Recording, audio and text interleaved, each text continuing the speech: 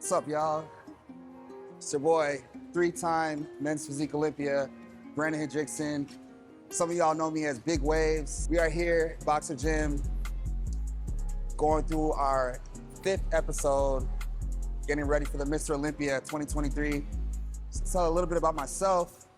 36 years old, born and raised in Chicago, Illinois, by way of Trinidad and Tobago, which is where my family's actually from, both my mom and dad, both sides. So I actually did a lot of growing up in Trinidad and Tobago. If you don't know, it's actually in the Caribbean. It's the last island in the Caribbean, and it's right next to Venezuela, just so you can kind of figure out where it is on the map. So I am an island boy. I got the island blood in me. My family come from a very humble family, very big family. My mom has 10 siblings. My dad has 8 siblings. So you can imagine the parties and the events growing up. I mean, we're a very tight-knit family, both on my mom and my dad's side. I'm talking about parties, drinking, me as a little kid dancing around, just trying to have as much fun as I can, being around the Caribbean music, soca, and just being around good people, good energy. I've always just come around that. So I'm really blessed to have such a supportive family. But I'll say this, they didn't really understand what I was doing because my family being from the Caribbean, the only major sports they know is soccer and cricket. So when they heard about me doing bodybuilding, it was like, what's bodybuilding? Like, they don't even know about baseball. They don't know how to play baseball, football, basketball. They don't know anything about these major American sports.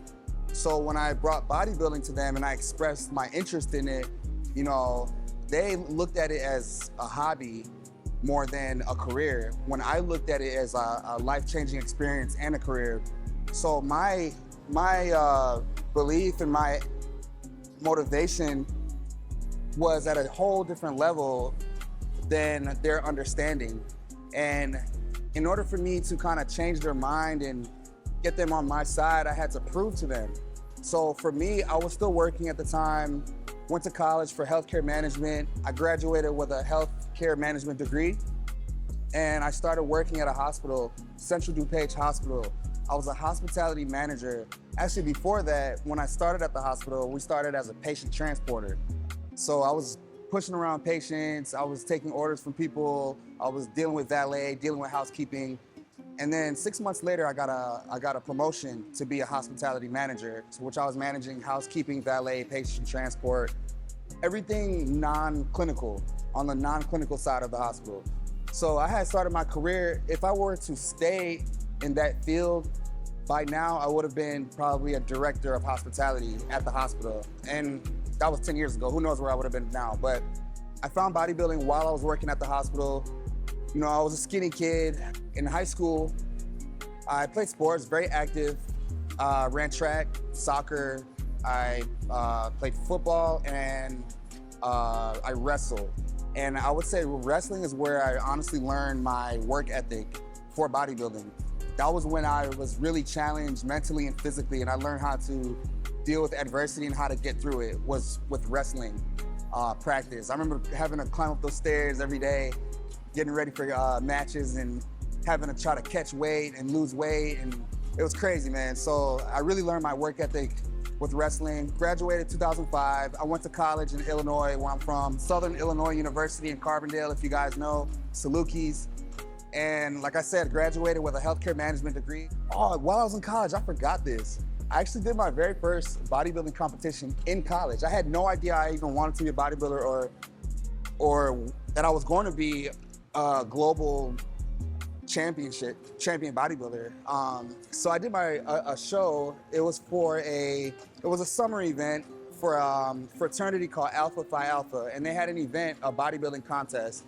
It was about 4 guys, and it was me. I was a freshman in college, and everybody else was like grown men, like super shredded, like big, right? But for me, I always had those genetics of a bodybuilder. I had the abs, I had the shape. And so I did my first contest in college, and I won. I beat like 4 grown men in bodybuilding. I won like $200. They wrote me a $200 check, and I went to the store and I got food. That's all I did with my first check in bodybuilding. Graduated college, and then I started working at the hospital. And at the hospital, You know, I wasn't very active in the gym. I wasn't doing much. I got skinny. I was like a skinny fat, you know? I was just focused on my career and making money. And then one day, this lady was like, why are you so skinny? She asked me that. I'm not skinny, I'm an athlete. Like, I don't know, for some reason that just hit my ego in such a hard way. It's something so petty, but for me, it's like, I wasn't known for that. I was known for being an athlete. I was known for being active. And that moment, you know what? I was like, okay, let me get in the gym. So I got a gym membership at Lifetime Fitness in Warrenville. I'll never forget. And at the same time, around that time in 2011, I met my ex-girl at the time, and she started competing. And this was the year of where men's physique and bikini started. So she started competing in bikini at the same time that I started going to the gym. So I'm in the gym, you know, once a day, probably 1 hour. I would literally go to the gym, do cardio, and then do like chest, or do cardio and do arms. I don't know anything. I don't know what I was doing. I just know I wanted to improve myself. I wanted to get better. And I wanted to grow muscle and gain that confidence again. So I did my very first show. I started bodybuilding in March, and I did my very first show in July. So I did a March, April, May, June. I did like a 4 or 5 month prep for this show, very short prep. And I did the Chicago Pro amateur show. So it was a professional and an amateur show. So my very first show was the Tim Gardner Chicago Pro. And that show, I got second place. And I wasn't even going 100%. Like, I didn't even have a coach or nothing. I was just following my ex's diet. Like, some chicken and some rice a couple times a day, go to the gym, do some cardio, do some chest workouts. And I ended up getting second place. I didn't even go like hard 100% with the prep. I went and had a hot dog after prejudging, and I still ended up placing second out of probably, I think it was like 12 guys, 11 or 12 guys. So I'm like, let me see if I push a little more, dedicate myself a little bit more, maybe find a coach, let's see. So a couple shows later, I kept getting second place. My third show, I went backstage to check in. I saw him, Mandis Buckle. I didn't know him at the time, and he was working for the show. He was like, you're gonna win. This is before prejudging, before final. This is in the morning. I'm about to just check in and get my number. He saw my physique, he's like, you're gonna win tonight. I was like, what do you mean? You didn't even see me. You didn't even see me on stage. I'll never forget the story. She's like, you're gonna win, trust me. So I ended up doing the show. I not only won my class, but I also won the overall. This is my third show as an amateur bodybuilder. I was like, bro, how you know I was gonna win? He's like, you just got it. He's like, I wanna coach you. Let me, here's my number, contact me, let me help you. So I'm new to everything, bro. Like, I'm good. Like, my ego is like, I'm good. Like, I have everything I need. I know what to eat. I know how to train. Like, I know what I'm doing. So I kept going. I did my first national show. First national show comes, I'm still coaching myself. This is the Junior Nationals in Chicago, 2013. Do my first national show, and there's like 40, 50 guys. I get second call-outs. So if you know the call-outs, your goal and your aim is to make the first call-out, and your goal to win is to be in the dead center box. So I was in the second call-out, but in the dead center box. So they had me around 5th or 6th place. And I just remember at finals, how happy, even the guys that were placing top 5, how happy they were. And I just remember not being like jealous or envious, but just feeling like, man, I wanna feel that. And for me to be so close to that moment, I was like, you know what, let me just go a little harder. Let me find a coach. I'm gonna contact Mandis, let's do this. Literally the next day, I contacted my ex-coach, Mandis, and I was like, yo, help me out, bro. Like, I wanna help. I know I have the potential. I wanna be better at this.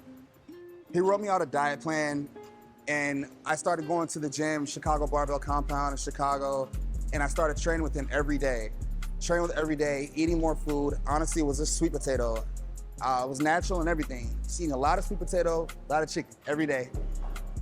So from July to October, I put on about 15 to 20 pounds naturally. Just being consistent, not partying, not doing any extracurricular activities, just focus on bettering myself, training with my coach, doing my diet, doing my cardio. October comes around, put on this 15, 20 pounds. Now we're back in prep. I do a show in the fall, first fall show, Chicago, second place. Do another show, second fall show in Chicago, second place. I'm like, bro, I am on point. My physique, I'm conditioned, I have the size, I have the density, I have everything, and I keep getting second place. Keep getting so close to first place. So we push it a little more, push it a little more. November comes, 2013, go to Miami. Do the NPC Nationals in Miami, which was in Fort Lauderdale at the time. I flew down to Fort Lauderdale by myself. I ended up winning the show. I win my pro card, first place. I'm by myself now, right? I'm walking home, my pro card, my trophy. I go home, order Domino's, and I'm eating Domino's. I'll never forget the picture I took. I posted on Instagram. It's on my Instagram back in 2012. It's still there. Ordered a pizza, had my trophy in one hand and my pro card check in the other hand, eating pizza. I'll never forget. After you win your pro card, you do a photo shoot the next day. So I didn't know I was gonna win, so I had to change my flights. I'm broke. I don't know how I got the money, but I ended up finding the money some way, changed my flight to Monday, did the photo shoot with J.M. Mannion and NPC News Online, and went back home that Monday as a new IFBB Pro. Now 2014 kicks in, it's my pro debut year. Now me and Mandis are locked in. Pro debut was in Colorado. I did a Denver Pro, did a Tampa Pro, New York Pro. I'm doing multiple shows, getting 6, 7, 8. My worst placing was 9th place. I did a show in LA, I got 9th place. My worst placing ever. First year, right? Bro, like, if you saw the way I was looking, the way my muscles were, I was in such good shape, such good conditioning that my ego was like, yo, why am I placing, I shouldn't be placing this low. Like with my physique, I was just so confident in myself, like I deserve better. So it made me want to push even harder. There's no way I'm getting these places. It's something, either it's my shorts, either it's my posing, something needs to be tweaked. There's something there that I need to change. So we just kept going at it, kept posing every day, training every day, just building that physique to the point where I did the Tampa Pro. 2015, I found an amazing coach, men's physique coach, Kenny Wallach. And I met Kenny, we were talking just online, whatever. He was cool with my coach, Mandis, at the time. So the first time I met him was when I landed in Tampa. We worked together for 2 days, and that weekend I won my first pro show. So this is now my 6th show and my first pro win, the Tampa Pro. So look, I turned pro in Florida. I won my first pro show in Florida, and now I live in Florida. So I won my first pro show, qualified for Olympia. Now, 2015, this is probably the 3rd Mr. Olympia in history, and the current champ at the time was Jeremy Buendia. I think he was going for his 2nd or 3rd title. 2015, I get 5th place. This is unheard of to be 5th in the world at your very first Olympia. So I got 5th place. That put my ego like so high. Not like I'm cocky, but just gave me so much confidence. It was a confidence booster, knowing that I'm 5th in the world in my very first Olympia. The next year, 2016, I go to the Arnold Classic. There's a guy, George Brown. We can talk about it. George Brown, right? He's from Columbus. I know he's from Columbus. I know that's his city. He wants to win. I think he got 2nd place the year before. He's going to try to win the 1st place trophy. Me, Brandon Drickson, come out of nowhere, kid, like broke kid, like still trying to find myself, work on myself, build my confidence, comes out of nowhere from Chicago, and I win the Arnold Classic. George didn't like that, and he saw me winning at the first pre-judging. And I remember how he says to this day that he's just like talking shit, like how basketball players do on the court, how football players do on the field. But no, he was actually offended. And the things he was saying was like fighting words. I'll just say that. He was saying fighting words on stage. And I remember being on stage in a call out, right? We're in the first call out. I have my hand on my hip in my front post, and I can just feel him elbowing me. So I look at him, this is the first call out. I look at him and I move to the side, right? So then he comes next to me again and starts elbowing me again. So I'm like, what is wrong with this dude? We finished the first call out. We go to the back of the stage to wait, because now they're doing 2nd call out, 3rd call out. We just finished our first call out. We're waiting to be called back out for the final call out. And I'm like, George, what's your problem, bro? Like, we're backstage. We're still on stage. We're back on stage in the back. I'm like, what's your problem? He's like, you, this, that, blah, blah. His like talking words, whatever. I'm like, this guy's crazy. I'm not about to just like ruin an opportunity, ruin a blessing because somebody's taking things personal. So I kept it professional. I stayed quiet. I ended up winning the show, won the Arnold Classic, the 2nd only Arnold Classic champion. He didn't like that, started talking crap online. I go on live and he's on my live, literally saying what he said to me on stage. So he's just putting himself on blast, saying, yeah, I called you a pussy. I have a screenshot of it, actually. I have to show you a screenshot. I have a screenshot of everything he was saying back in 2016 after I beat him. Whatever. For me, these moments are important because these are just moments of adversity that I had to go through, mental adversity that I had to fight through. There's more. There's a lot more to this story. Back then, all you had to do was place top 5 at the Olympia to qualify for the next year. So I was qualified. I got 5th place the last year. 2016, I win the Arnold. I'm qualified for 2016 Olympia. I do 2016 Olympia, I get 4th place. Do 2017 Olympia, I get 3rd place. Now we're going into the 2018 Olympia. The current champion, Jeremy Buendia, now has 4 titles, and I'm at 3rd place. I just won the Arnold. You can already see where my confidence was. Now I'm just fighting for the title. It's basically between me, Andre Ferguson, and Jeremy Buendia. That same year, which is actually, I have a documentary on Netflix. You guys can check it out. It's on Netflix. It's called Generation Iron 3. They did a documentary on me and my story, a little bit of my background, but they wanted to highlight basically the 2018 career. The drama with me and George, the drama with me and Andre, and the drama with me and Jeremy. For me, I just felt like I was always being dragged into something, you know? I never really, I didn't want to be in any drama. It was almost like I got in the midst of cyberbullying where I felt like my competitors looked at me as a threat. And so they were just talking a lot of crap. You could YouTube it, Brandon Hendrickson versus Jeremy Buendia, Brandon Hendrickson versus Andre Ferguson. You can YouTube, it's all over, it's all online. So much content about it. I didn't want to be involved in the drama, but for some reason it was good because honestly, it just made me better. It made me a better athlete. It made me work harder. It made me do everything just better, more precise, more accurate. Just because I know these guys are talking, they don't want to see me win. They don't want to see me succeed. And this kid from Chicago, broke kid from Chicago, my family has no money. No handouts. Everything I had, I earned. Everything I worked for, I earned. And I worked really hard for it. And I just feel like that maybe they didn't like that. So 2018, I win the Olympia. I win my very first Olympia. I always say it was probably one of my biggest wins because I knocked off a 4-time champion, but also because dealing with all the adversity that year, which is on Generation Iron 3, the type of drama, bullying that I was dealing with online, just people talking crap, doubting me. So I came out with this quote called 5 more for a hater. That was my motivation. So instead of me responding to them, I would just go back to the gym for a 2nd round of cardio and I would do 5 more minutes of cardio. Or if I was in the gym, I would do 5 more sets or 5 more reps of whatever workout I was doing. For the non-believers, for the haters, 5 more for a hater. So instead of responding to them, I would respond with my training and my workouts. And doing that, it just equated to me becoming better. Now I'm the world champion. I just went through so much hell, so much bullying, drama.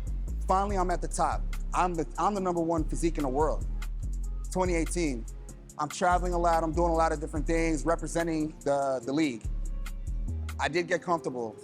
I didn't have that same fight in me as me chasing and climbing the mountain. I'm at the top of the mountain and I lost that kind of drive and that motivation. I was happy, like I finally made it. Ended up losing the title, bro. 2019, I lost the title to Raymond Edmonds. He's from Pittsburgh, guy from Pittsburgh. Great physique. Not only did I lose the title, but I got 4th place. I didn't even get like 2nd or 3rd. I got 4th place. So I went from, I had all these dreams of, as a champion, they put you on all the marketing to sell the show. So I was on all the marketing. I was on the elevator door, sliding open and close. I was on the billboards. The next year I lost, they took me off everything. So that was very humbling to be at the top, to see your name everywhere, to just being forgotten about. 2019, Raymond won. So he had the whole year as a champion. And that was very humbling for me, but I feel like I needed it. I needed to go to the bottom. I feel like God wanted to teach me a lesson. Now that I look back at it, it was a lesson that I had to learn, to remain humble, to remain hungry. When you're at the top, you have to be even hungrier at the top in order to keep it. If you don't have that same hunger or more, you're gonna lose it easy because there's guys coming after you. There's guys on your back chasing you. So if you're just a little bit comfortable, it's done. So 2019 goes, I'm like, yo, I don't like the way that felt. I didn't like that loss. I know I'm better than this. I have a lot to prove to myself. One championship is not enough. One championship, especially in bodybuilding, when it's such a emotional sport, the judging comes down to it's not just the physique anymore. It's about who are you? Who is Brandon Hendrickson? How do you represent the league? So I went back to that mentality of not having any titles, that fighting, that climbing up the mountain, that wolf climbing up the mountain. I went back to that mentality. 2020, I got my title back. But it wasn't very easy. So I was doing a whole prep with my coach, and I actually never really went public about this. More like private with my family and my friends, but we could talk about it. So basically my old coach, he started a supplement company, and it got to a point, I'm like 3 weeks out, and we're trying to negotiate a deal. He's one of my good friends, so of course I want to work with him. Of course I want to help him. He tried to work out a deal in the contract, but it wasn't necessarily beneficial for me. I'm 3 weeks out from Olympia. Let's wait till after the show. Let me just focus on the show. So he's like, you have until Tuesday to sign the contract, or I'm not gonna offer the contract again. So I'm like, well, I'm not gonna focus on your contract to make your business work. I'm gonna focus on what I need to do for my career for these last 3 weeks, and then we can focus on the contract. So I ended up leaving him. I left my coach like 12 days out. No, I was like 14 days out. 13, 14, 15, 16, 17, 18, 19, 20, 8 years. 13 to 20, yeah, 8 years. How are you just gonna throw away our friendship, our relationship that we have over a business opportunity, you know? And I felt like kind of offended because he's mixing too much business with personal when he should just keep it separate. It was enough. I had to like let go. Yo, I can't work with you these last 12 days. I just need to focus on my show. So I'm like, who can I get some help from for these last few days, this last week, especially peak week? Peak week, there's honestly the most changes will happen in peak week. Anything you do at that level of conditioning that last week will change. So if you're stressed, your body's gonna change. If you're going through any type of emotion, your body's gonna feel it. If you eat anything off your diet, your body's gonna show it. So everything at that last week really matters, very important that last week. One of the best coaches in the world, Neil Hill, he always messages me out of pure just honesty, just genuine, just wanted to tell me I've been representing the league as a great champion. He loves my physique, and he loves the way I represent the league. That's all he kept telling me for the last 3 years. So I'm like, yo, I wonder if Neil will coach me these last 12 days. He's been so cool with me. He's one of the best coaches in the world, globally. He's got Flex Lewis, a seven-time Mr. Olympia in 212. He had Ryan Terry, one of the greatest men's physiques in history. So I contacted him, and Neil was like, basically, of course, I would love to help you, but I don't want to just help you for the 12 days and then you leave me. I want commitment from you. So I'm like, yo, I'm in, bro. Like, I know you're a legend. I know you're good. I'm committed to this. Like, I'm not just here for short term. I'm here for the long term. So Neil got me super right the last 12 days. Ended up getting my title back. So I won my first Olympia with Neil, my second Olympia with Neil. Gained my confidence again. I'm back on the billboards. I'm back on the elevator doors. I got a great coach, a legend, Neil Hill. Let's do it again now. We got to repeat. Now we got 2 titles. We got to go for 3. Next year comes, I move to Miami, do a prep with my boy Gio, a couple of my guys, training every day in Miami. 2021 Olympia comes, we win again. We win a 3rd Olympia title. Now like my confidence is through the roof. Now I'm being invited to do different tours, different seminars around the world. It's been such a blessing in these last 3 years. It's gave me so much like purpose and reason for what I'm doing. So I'm not just doing this for me, I'm doing this for hundreds of thousands of people that are watching me globally. 2022 Olympia comes around. I don't know what happened. I was on point. So me being a 3-time men's physique Olympia, right? I'm going to the 2023 Olympia for my 4th title. My physique is on point. They want to see the champion become better because it's basically me versus me. The only way for the champion to be better is to beat the champion. Olympia comes, I look remarkably better than I did last year. Completely better. Ended up losing the title, got second place. A guy named Aaron Banks out of California. So I'm like, what happened? I look better. And if you could talk to maybe 90% of the bodybuilding community, and they'll tell you, I look even better than I did last year. The feedback I got from the judges was basically, the more I was posing, the more watery I was getting, especially in my lower back. So for me, most of my career, I was known for having a weaker back. So if my back is not hard, dry, and conditioned, and it's already weak, versus somebody that already has a strong, natural big back, of course it's gonna edge me out. So that's how the judges say I ended up losing the show. When I talked to Neil, my coach, legend, he says that's not what happened. He said you weren't getting drier, you weren't getting softer. You were actually getting harder and harder. My coach doesn't really believe what the judges' feedback was. The main thing is that we just bring our best. You gotta bring 100%. Once we get on stage, it's not up to us anymore, it's up to the judges. Maybe they just decided they wanted a new champion that year. Maybe they wanted a new champion that year to make the next year even more exciting. You know, you never know, especially with bodybuilding, it's such an emotional sport. It's not like I shoot a basket and I get 2 points, I get 3 points. It's not like I score a touchdown and I'm getting those 6 points, I'm getting those 7 points. The only thing I can do is do my best and bring 100% me, commit myself to my cardio, commit to the food, commit to my posing. Once I get on stage, there's nothing else I can do. It's up to the judges. I learned to not take the not winning personal. It's not personal. It's just a decision that they had to make. As long as I bring my best and I know all the work that I did everything that I had to do, and when I look at those pictures on that stage and I see like, yo, I was that pain, boy. And I see no bad shots, for me it's a win. The pain is temporary. You can't take those the pride and the glory is forever. Choice that the judges pick. The pain. As a winner, person. I chase that. Because I know it's only going to last for a small amount. And nothing lasts forever. But I know the best thing to do, if I can get through that pain, I can get through anything. I can put my mind through anything and my body will just follow. Stay focused, stay disciplined, stay consistent. And the main thing is just don't stop. It doesn't matter what you're going through. There's so many people in way worse situations than you, and they keep going. They wake up every day earlier, and they keep running, and they keep pushing. They keep going to the gym, they keep eating clean. I got a cousin, he's got prosthetic legs, he's got no legs past his knees. This dude trains every single day, bro. What excuse can I make? No excuses. There's people in way worse situations. So I'm not making any excuses, I just get up and do the work. And you gotta do the same. Just kidding.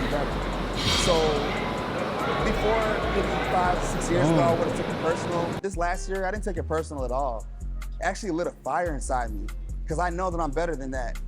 I know that I should have won that show. And now I have to go and prove myself again, which is where I'm at now. Getting ready for the 2023 Mr. Olympia. I'm going for my 4th title, currently 8 weeks out. Doing a collaboration with Boxer Gym around nothing but champions. Everybody here's got a champion mindset. Everybody here just wants to work and be better. When I come into this gym every day, I'm seeing guys that they're just so focused and everybody has a fire inside their eyes. I see that. When I come into the gym and I hear the music banging, I feel that heat, I feel a little bit of that fan. I know everybody's here to just work. Nobody's here to look pretty, hair look good. Everybody's here to work. Everybody here is sweating, fire in their eyes, and they just want to be better. And to be around that kind of atmosphere, that's just gonna raise my level even higher to become a champion again. Just want to give a quick shout out too to my family. You know, before they weren't very supportive. I love my family. They just didn't understand the game. Now they understand the game. I'm going home, my mom is asking me if she needs to make chicken breast for me, if she needs to make rice, if she needs to make some eggs for me. Now she asks me, they understand, they support. My family's at all of my shows, even when I do international shows, my mom is there screaming, going crazy. I've done an Italy show, Japan, China, Korea, even doing seminars in Peru, Thailand, Brazil. Family has been there for all of these things. So I'm really grateful to have such a supportive family now. I have great sponsors, Yamamoto Nutrition for my supplements. I have Dark Sport for my clothing, Celsius for my energy drinks. I have Mega Fit Meals for my food. I got Chic Sports for my accessories. You know, I have everything that I need, and I have such a great support system around that it makes the prep so much easier, and literally decreases my stress so much. Just because I'm able to just save time and save money with the amount of help that these people are giving me. This camp is all about redemption, raising that title up again, fighting for the glory. I'm doing this for my ancestors. My ancestors did not go through what they went through for me to be lazy and for me not to work hard and bring my best. So in honor of my ancestors, my last name, in honor of God, I'm gonna bring my best every single day leading up to that show. Like I said, whatever happens on stage is out of my hands, but I have all the control leading up to that point. So I'll make sure I'll do 100%, give everything that I've got, and make sure that I bring my best these next 8 weeks. You guys stay tuned. Make sure you go check out my YouTube, Brandon Hendricks. If you guys have any comments, make sure you like, comment, subscribe. Help me out. Anything you guys want to see, let me know. We got a big show coming up. I have an opportunity to make history right now.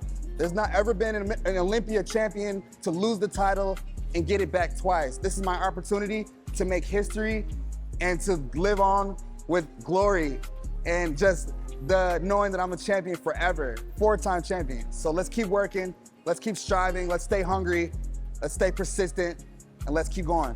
Personally, I just want to thank all of my fans and supporters, my sponsors that have been there throughout the losses, throughout the wins.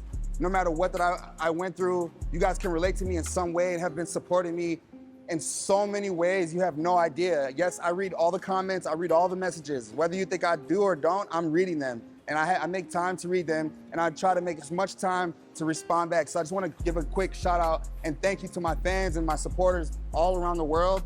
We are not done.